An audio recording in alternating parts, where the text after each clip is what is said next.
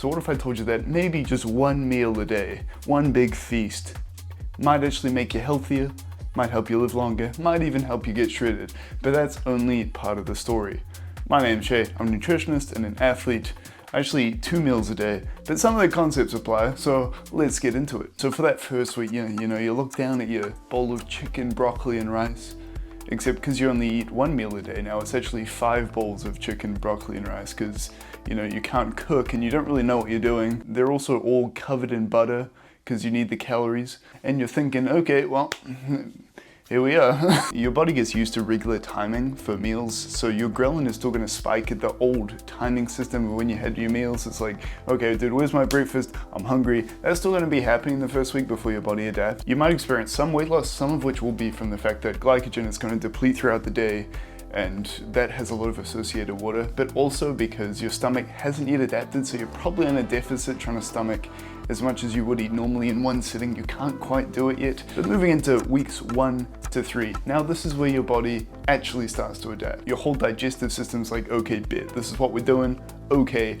I'm here for it. Your stomach becomes a bit more elastic, so you can actually stomach as much food as you need to, which makes life a bit easier, less miserable, and because you're choking down such a big meal, your digestive tract is gonna output so much as far as digestive enzymes to try and deal with this. So your metabolism is gonna be keeping up now. Before it was like just dumping like a whole elephant on you and being like, okay, you gotta deal with that now.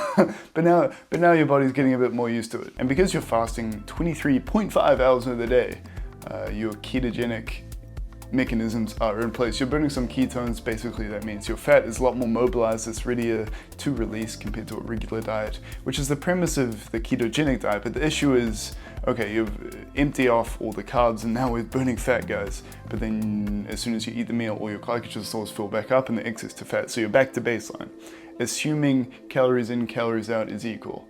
So that's the issue I have with the keto diet. Everyone's like, oh, massive weight loss. It's just because they burn off all that glycogen initially, which might have like a couple kilos, maybe 3 kilos worth of water associated with it. Now, moving past this closer to like a month, now you're getting into some good benefits. Some of these were present before, but things like autophagy, they're really up and running. So this is basically recycling older cell components. So basically, bit of house cleaning, your body's working better. And interestingly, activation of these autophagy genes is quite linked to longevity in animal studies. Less proven in humans, but the mechanism is there. Also brain health, chronic diseases, cancer even, risk goes down. So autophagy is a good thing. This is why I like intermittent fasting, just because you're still living a pretty normal lifestyle, but you do get these advantages too. By now your weight should stabilize a bit because your body's adapted to eating that much food and it'll eat as much as it needs now. You're not struggling to choke down like 1,500 calories and like that's it for the day, mate. Yeah, you're gonna be a bit hungry. But now, we're used to it now. So what are some other advantages? Well, for one, some trashy behavior and bad snacking out the window, mate. It's not happening. No snacking here. But also, you just get to feast, It feels so good just to feast, and you can stomach so much. It's like just a bottomless pit, mate. You're shoveling it down, and it's not even a bad thing. So maybe if you're like that, maybe this is for you. It can make life a little bit easier in some regards, like, for example, getting ready in the morning. It's like, oh, well, I don't personally eat breakfast either, and I don't have to do my hair either. So I just have a shower and I'm pretty much good to go. If I need to be out the door in like 10 minutes, it's all good. It's all just meal prep, like, it's just one meal. I know it's a big meal, but it's just one meal. And a funny thing is with when your body's a bit more used to fasting, I find is like people are like, oh, I haven't eaten all morning. Just like, you're weak. You're really struggling, dude. I'm chilling. Especially if you eat 1 meal a day, it's like you're just always chilling. It's like, I don't need to eat, man. It's 4 p.m. Haven't eaten yet. I'm good. But some of the downsides, right? Training's a big one, of course, because you need glycogen to train properly. And although you can train without glycogen, if your body's used to using ketones, that's only true for endurance stuff. When you're doing higher intensity stuff, your performance is just gonna suffer without enough glycogen. And the issue is, okay, well, if you have your meal before training, a couple hours out to let it settle a little bit, you will have that glycogen, but then you're not eating afterward.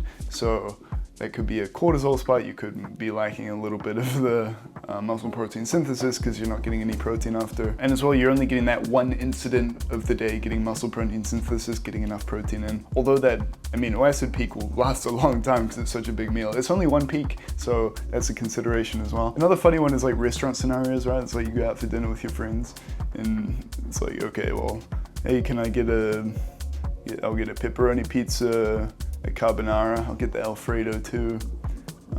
Actually make that 2 pepperoni pizzas, and your friend's like, oh, how nice of you to order for the whole table, and you're just like, what do you mean? If you are enjoying, please be sure to drop a like and consider subscribing, and I will send you a turkey. Another consideration is going back to normal lifestyle because your stomach is going to be used to these massive meals, and if you're just eating 3 smaller meals a day, you're not going to feel satiated. Like personally with 2 larger meals, if I just have a smaller meal, like I feel fine, but I just don't feel full.